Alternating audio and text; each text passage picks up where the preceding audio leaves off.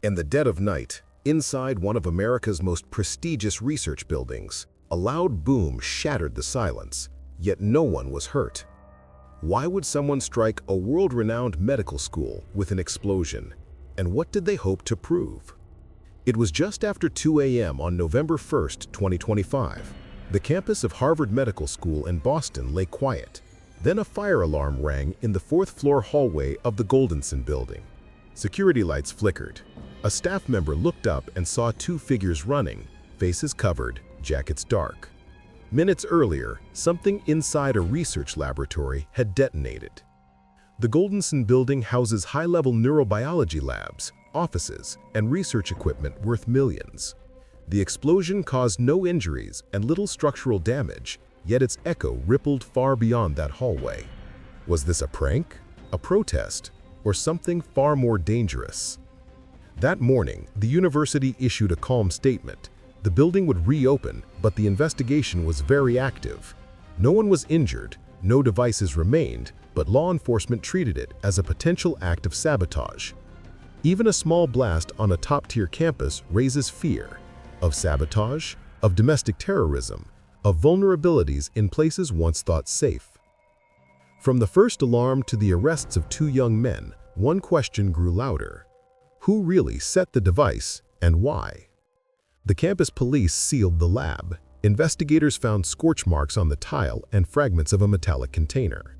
Chemical analysis hinted at improvised compounds, nothing military-grade, yet deliberate, engineered for noise more than harm. Two security cameras caught fleeting silhouettes leaving through the side stairwell.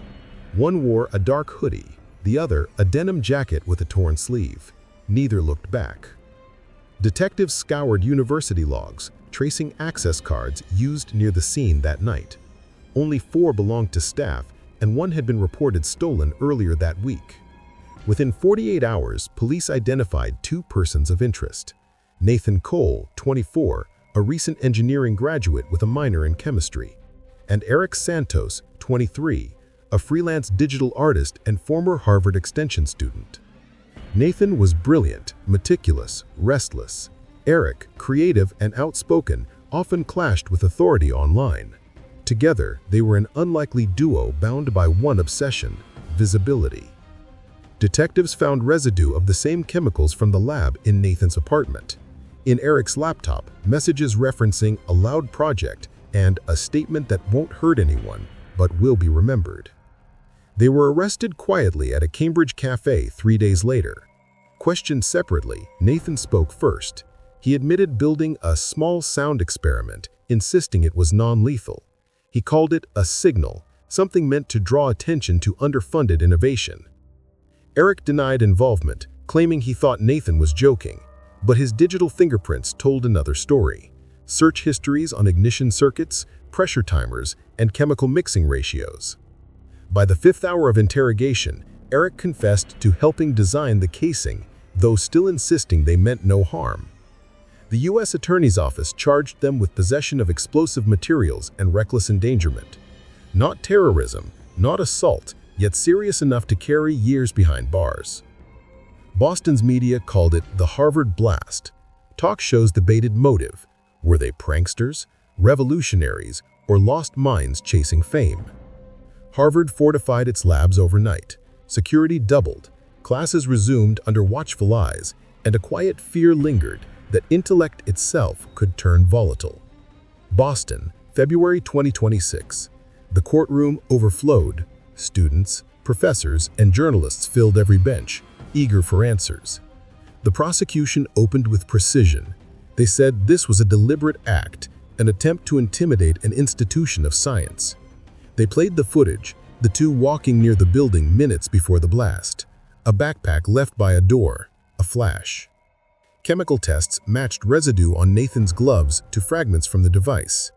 The motive, prosecutors argued, was not hatred, but hunger for recognition, to make Harvard notice them.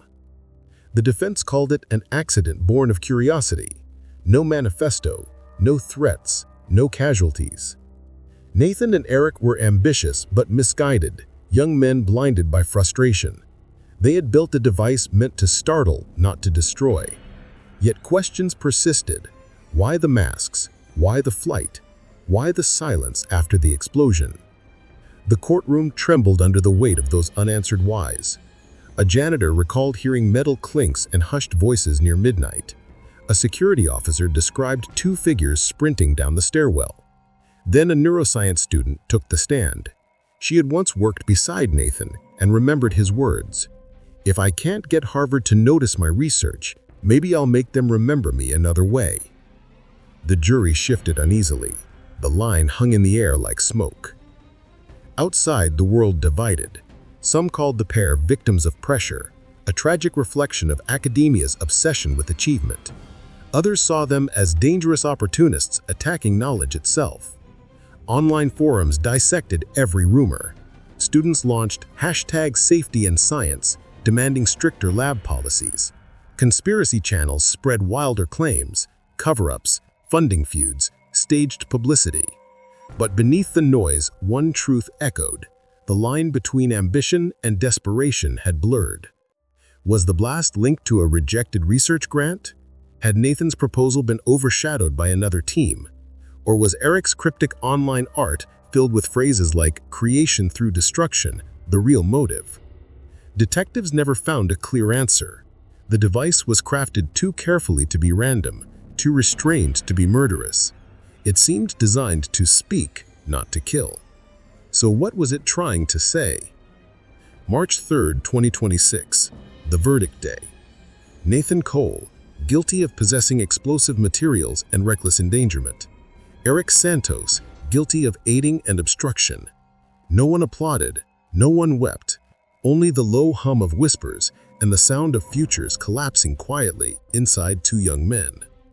Nathan received 4 years, parole eligible after 2, Eric 18 months in rehabilitation and probation.